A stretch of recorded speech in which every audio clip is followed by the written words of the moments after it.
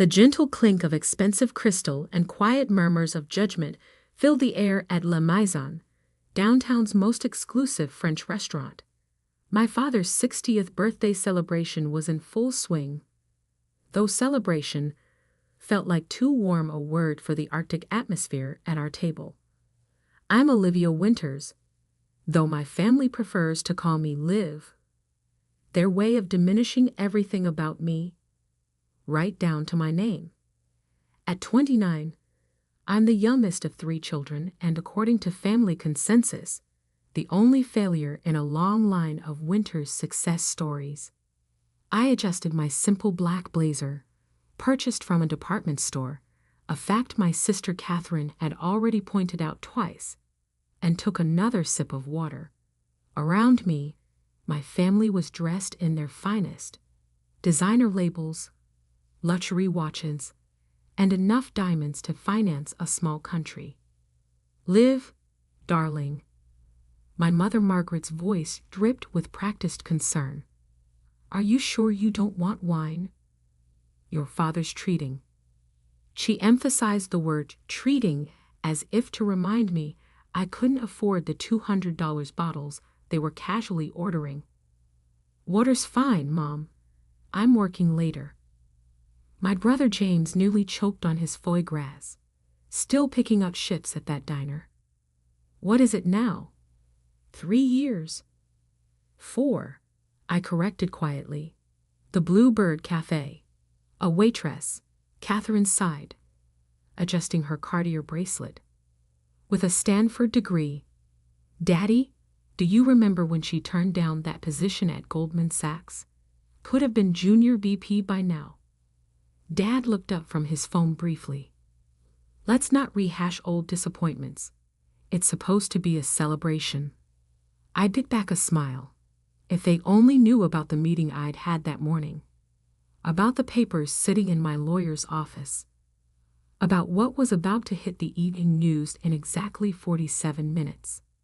Speaking of celebrations, Catherine continued. James just closed another major acquisition. Tell them, James. My brother straightened his Hermes tie. Winters Investment just acquired Peterson Tech. Small firm, but their AI division showed promise. Got it for a steal. They didn't even know what they had. I took another sip of water, remembering the frantic call I'd received from Peterson Tech's CEO last week. Are you sure about this, Ms. Winters? Selling to your brother's firm seems. Trust me, Tom, I had assured him. Everything's proceeding exactly as planned. Liv? Mom's voice snapped me back. Are you even listening? Your brother is talking about his success. Sorry, just thinking about my shift schedule. James laughed, that sharp, dismissive sound I'd grown to expect. Must be complicated, keeping track of all those coffee orders. How much does that pay now? Minimum wage plus tips? Something like that. You know, Catherine leaned forward, her diamond earrings catching the light. My friend Sarah's company is hiring administrative assistants. Entry level, but it's a real job, in an office. Thank you, but I'm good where I am. Good. Dad finally put his phone down.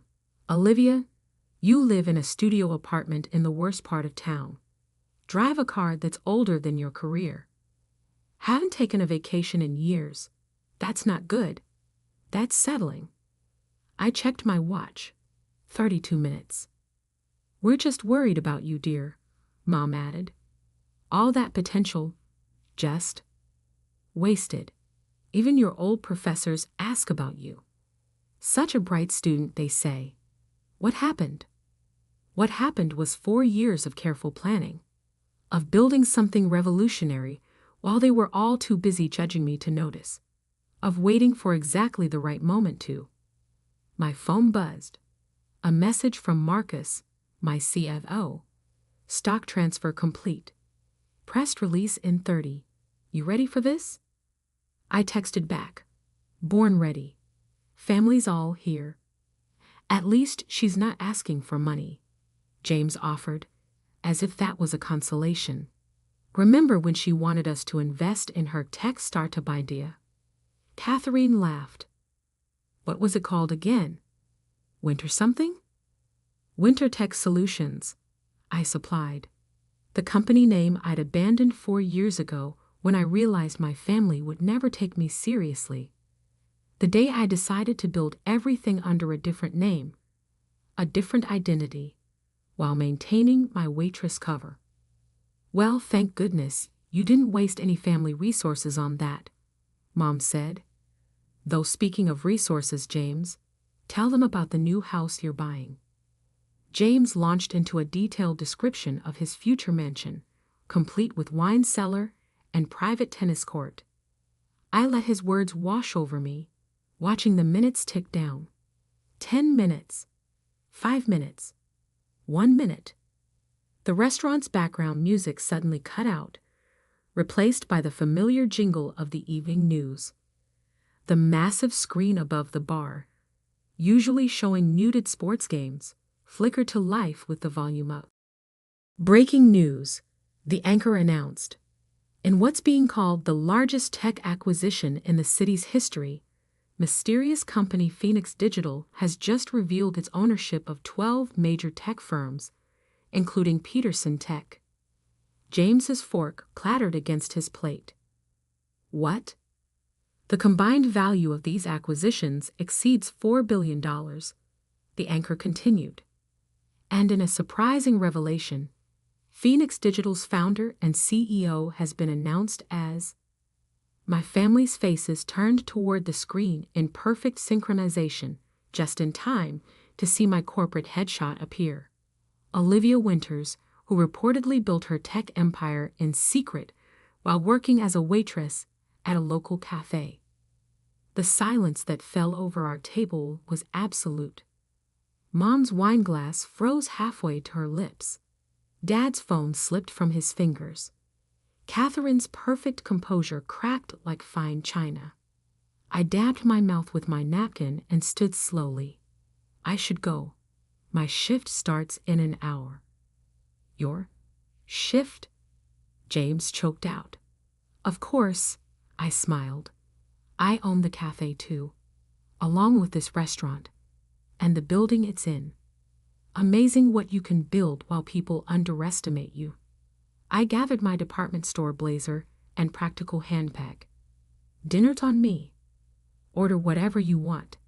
After all, I paused at the table's edge, savoring the moment. I can afford it.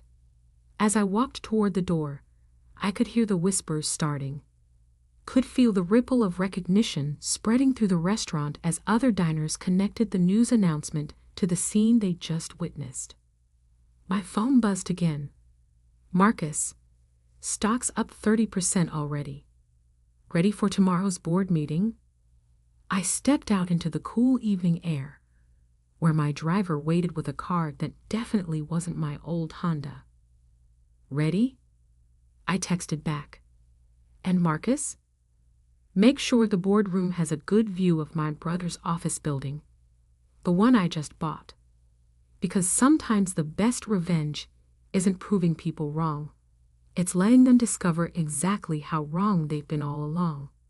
And this was just the beginning. The morning after my father's birthday dinner, I sat in my real office, not the small locker room at the Bluebird Cafe, but the entire top floor of the Phoenix Digital headquarters downtown. Floor-to-ceiling windows offered a panoramic view of the city I'd quietly been reshaping for the past 4 years. My phone hadn't stopped buzzing since last night. 47 missed calls from James, 32 from Catherine, 65 from Dad, 51 from Mom, and exactly 248 text messages, each one more desperate than the last.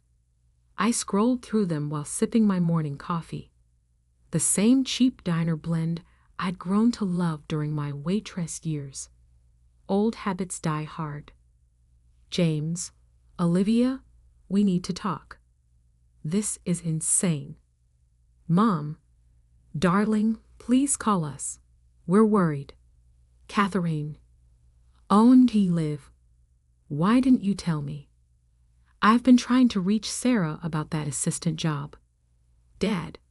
Family emergency meeting. 9 a.m. The firm. Be there. I checked my watch. 8:57 a.m.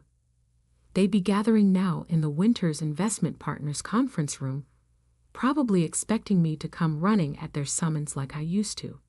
Instead, I turned to my laptop and opened the video conference app. At exactly 9:00 a.m., I sent them a link.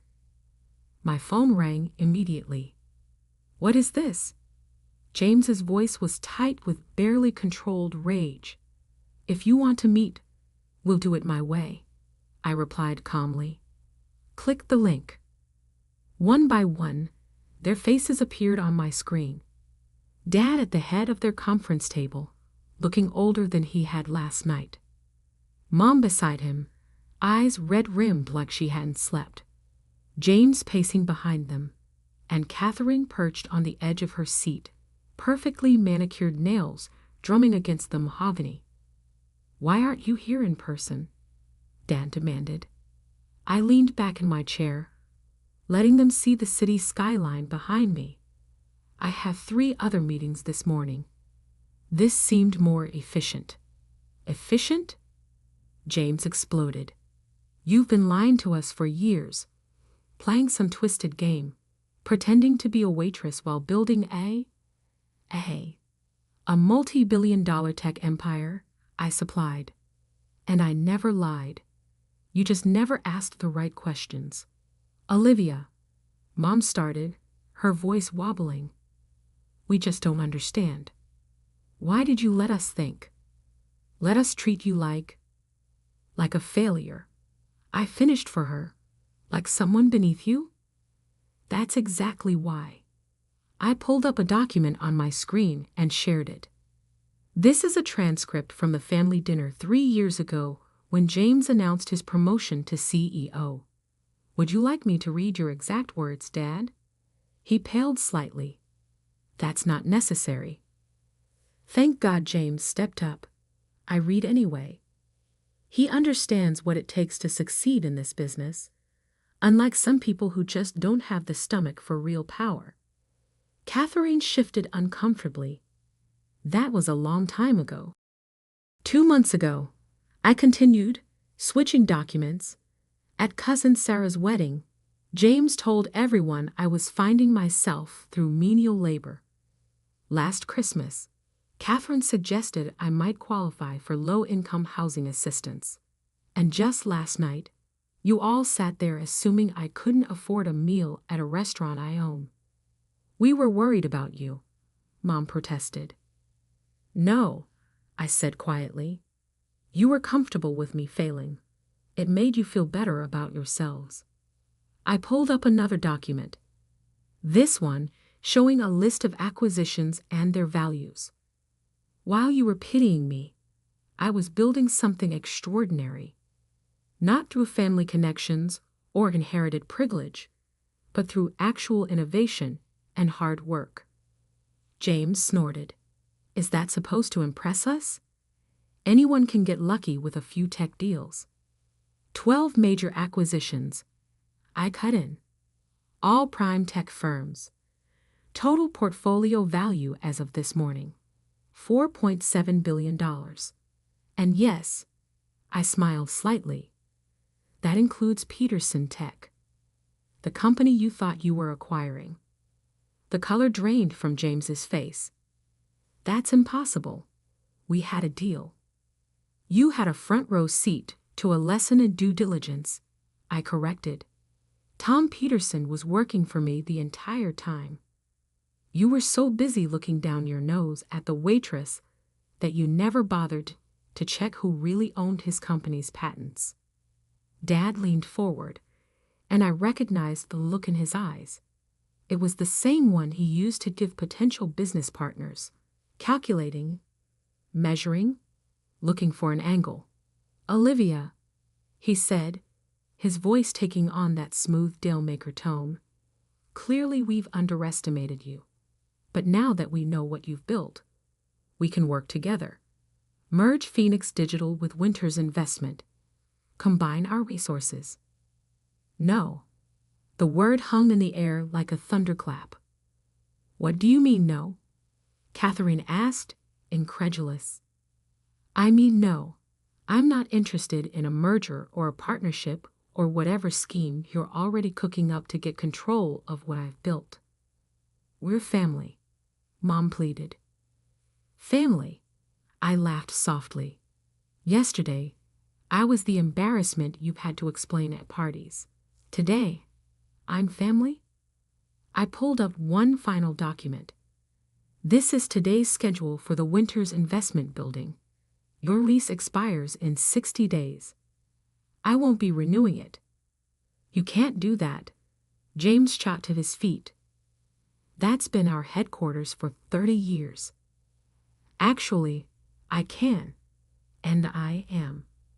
Consider it a reminder of what happens when you judge people based on appearances. I checked my watch. Now, if you'll excuse me, I have a meeting with the governor about making our city the next major tech hub. A real meeting in person. Olivia, wait. Dad started, but I was already reaching for the disconnect button. Oh, and James, I added, clean out your office by the end of the month. Some of us waitresses might need to mop the floors. I ended the call and sat back, letting out a long breath. My assistant's voice came through the intercom. Ms. Winters, the governor's office is on line 1. I straightened my blazer. Armani now, though they'd never know, and smiled. Put him through. And Sarah? Send a gift basket to the staff at the Bluebird Cafe. They're about to get some very angry visitors. As I picked up the phone, I glanced at the framed photo on my desk. It was from my first day at the cafe. Apron tied, name tag crooked, serving coffee with a smile. The woman who trained me, Betty, had taught me more about people and business than any MBA program ever could. Sometimes, she told me, you have to look up from the bottom to see how high you can really build. I had built higher than my family ever imagined possible, and I was just getting started. The next 2 weeks unfolded exactly as I'd expected. My family, never ones to accept defeat gracefully, launched a campaign to either discredit me or force their way into my success. First came the rumors, whispers in country club lounges about how I must have acquired my fortune through questionable means. After all, how could a waitress build a billion-dollar empire legitimately?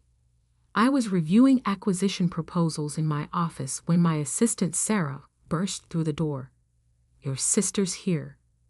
She doesn't have an appointment. I glanced at the security feed.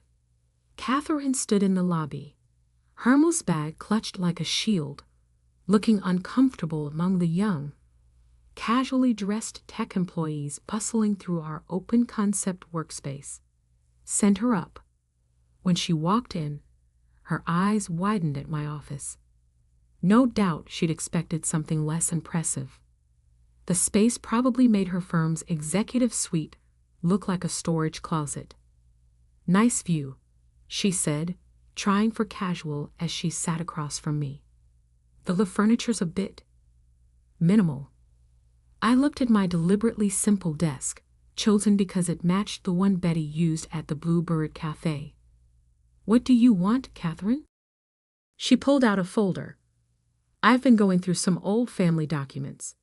Did you know that technically, as the oldest, I have a claim to any business using the Winters name? Stop. I held up my hand.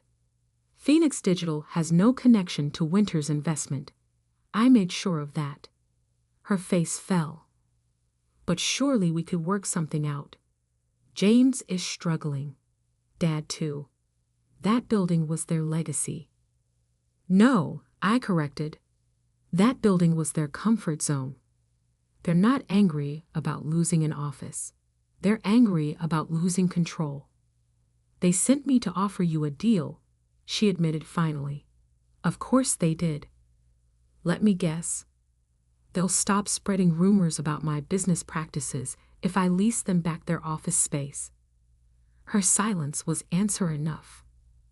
I turned back to face her. Here's what's going to happen instead. You're going to leave here and tell them that their threats are as ineffective as their business strategy. Then you're going to watch as I acquire the Wilson portfolio next week. Yes, the same one James has been chasing for 2 years. How did you know about Wilson? I smiled. Because I own the building where your firm holds its confidential board meetings. And unlike you, I actually talk to the maintenance staff. They hear everything. Just then my phone buzzed. A text from security. James Winters attempting to access server room. Right on schedule, I murmured. Excuse me, Catherine. I have to deal with something. Our brother just broke into my building's restricted area, probably looking for evidence of wrongdoing. Her face paled. How did you? Cameras everywhere. Would you like to join me? It should be enlightening. We took my private elevator down. When the doors opened, we found James being detained by 2 security guards, both former Blue Bird Cafe employees I'd promoted. Looking for something? I asked calmly. James struggled against the guards. You must have dirt hidden somewhere. Nobody builds this much this fast without. Without what? Hard work? Understanding how technology actually works. Treating people with respect regardless of their position. I nodded to the guards. These men used to serve coffee with me. Now they run my building security because I saw their potential instead of looking down on them. Olivia, Catherine interrupted. You've made your point. What do you want from us? Want? I laughed softly. I don't want anything from you.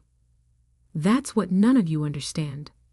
I built this company by choice, not necessity. I worked at the cafe by choice, not failure. I turned to the guards. Please escort my brother out. And James? The next time you try to break in, I'll press charges. Family or not. That evening, I received an email from Dad. Olivia, your mother and I have been doing some reflection. Perhaps we were wrong about your choices. The firm is struggling without the building, and your recent acquisitions have shown us that maybe we don't understand the market as well as we thought. I'd like to have dinner. Just us. No business talk, no deals, just a father trying to understand his daughter. Dad, I stared at the message for a long time, remembering all the dinners where they'd looked through me. All the times they dismissed my ideas. All the moments they chose prestige over understanding.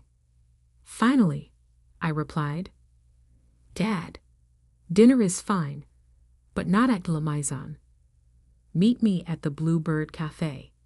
It's where the real work happens, where real people build real things. If you want to understand me, start by understanding them. Come alone. No James, no Catherine, no hidden agendas. Olivia. The next evening, I sat in my usual booth at the Blue Bird, nursing a cup of coffee. The door chimed, and Dad walked in, looking completely out of place in his bespoke suit. The regular customers. Workers ending their shifts, students with laptops, families on budgets. Looked up briefly before returning to their meals. Dad slid into the booth, clearly uncomfortable. Interesting choice of venue. This is where I learned my most valuable lessons about business, I said. Not at Stanford, not at the firm. Here, listening to people who actually build things. He picked up the laminated menu, probably the first non-fine dining menu he'd touched in decades. I don't understand why you did it this way. Why not just tell us? Would you have listened? Or would you have tried to control it, shape it into your version of success? He was quiet for a long moment. We thought we were protecting you. No, I said firmly. You thought you were protecting your image of what success should look like. You never asked what I wanted to build. Betty came over, still working the evening shift by choice, though she now owned shares in both the cafe and Phoenix Digital. The usual, Olivia? She asked with a warm smile. Thanks, Betty. How's Michael doing at MIT? Top of his class, she beamed. Those scholarships you arranged really helped. After she left, Dad stared at me. You know their names, their stories. I know everyone's names, their stories, their potential. That's why I succeeded where you and James failed. You see buildings as assets. I see them as communities. Dad looked around the cafe with new eyes, finally seeing what I'd seen years ago. Teach me, he said suddenly. I raised an eyebrow. Teach you what? Not about business, not about real estate. Teach me how to see what you see. For the first time in years, I heard genuine humility in his voice. Okay, I said slowly. But we start from the ground up, literally. Tomorrow morning, 5:00 a.m. Meet me at the Blue Bird. Wear comfortable shoes. What are we doing at 5:00 a.m.? I smiled. Making coffee, serving people. Learning that success isn't just about what you own. It's about what you build and who you build it with. As we finished our coffee, I noticed Betty bringing over a piece of pie, my usual end-of-shift order. Add his to my tab, Dad said quickly, reaching for his wallet. No need, Betty replied. Olivia owns the place, has for 3 years. Never changed a thing except to make sure we all had health insurance and a stake in the business. Dad set down his fork, finally understanding. I hadn't just built buildings. I'd built relationships, trust, and communities. I'm sorry, he said quietly, for not seeing you. Really seeing you. I know, I replied. That's why tomorrow we start with open eyes. As we left the cafe, Dad looked up at the skyline, my skyline. You know, he said thoughtfully, I never really looked up from my office until now. I smiled. Sometimes you have to start at the bottom to truly understand the view from the top. The next morning, when Dad arrived at the Blue Bird at 5:00 a.m., he found me already there in my old apron, helping Betty open for the day.